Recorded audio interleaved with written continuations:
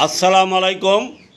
নোয়াখালীর ওসি সাহেব বলেছেন তাদের কাছে রিপোর্ট ছিল 1 থেকে 150 লোকের একটা মিছিল হবে, কিন্তু এরকম হাজার হাজার লোকের যে মিছিল হবে সেটা তাদের নলেজে ছিল না।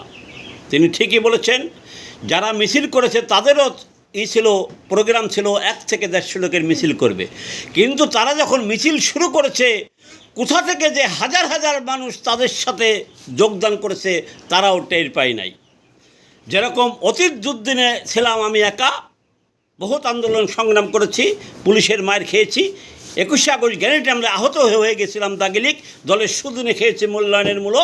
এখনই যে বলে দলের আবার দুর্দিন, এই যে জন্মের সময় আমার মা হারা দাদা ভাই সেও বর্তমানে আমার সাথে যোগদান করেছে, কখন যে সে যোগদান করে ফেলেছে আমি নিজেও বুঝতে পারি নাই।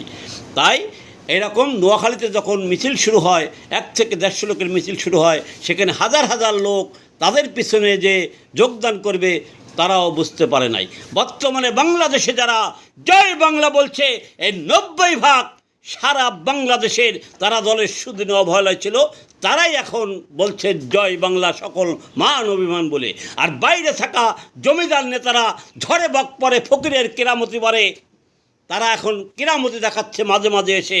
অনেকে বলছে যদি আর একটা ফুলের একটা টুকা পরে ছাড় দেওয়া হবে না। 3 রাত কোথার থেকে বলছেন স্যাটেলাইট চাঁদে না ইন্দ্রে করতে, তা কেউ জানে না। তাদের আবার কিছু দালাল রেখেছে, এই দালাল বেশ কিছুদিন ধরে তারা প্রচার করছে আমার নেতা টাইগার আসিতেছে, আমার নেতা টাইগার আসিতেছে। হ্যাঁ, আমি জনতার নাম দেওয়া নৌকা কবির ঘুরে দেখা সারা বাংলাদেশে এইরকম কিছু টাইগার আছে। তারা জেলখানায় থাকুক আর বাইরে থাকুক, যখন আসবে, যেরকম আইবি আপা নারায়ণগঞ্জের সাবেক সিটি মেয়র, সে জেল থেকে বেরিয়েছে, জয় বাংলার ভূমিকম্প হয়েছে। এই রকম কিছু নেতা আছে, তারা যেখানে থাকুক তার এলাকায় জনসমর্থন আছে, কিন্তু তারা সীমিত। আর বাইরে থাকা 90% নেতার ভিতরে বঙ্গবন্ধুর আদর্শ নাই, তাদের এলাকায় কোনো জনসমর্থন নাই। সারা বাংলাদেশে এখন 80%-এর উপরে শেখ হাসিনার সাপোর্টার, আর কিছু এলাকা আছে নেতা তাদের সাপোর্টার আছে। তা ইনশাআল্লাহ সত্যের জয় হবে। সাহস করে এখন সারা বাংলাদেশে মিছিল বের করছে।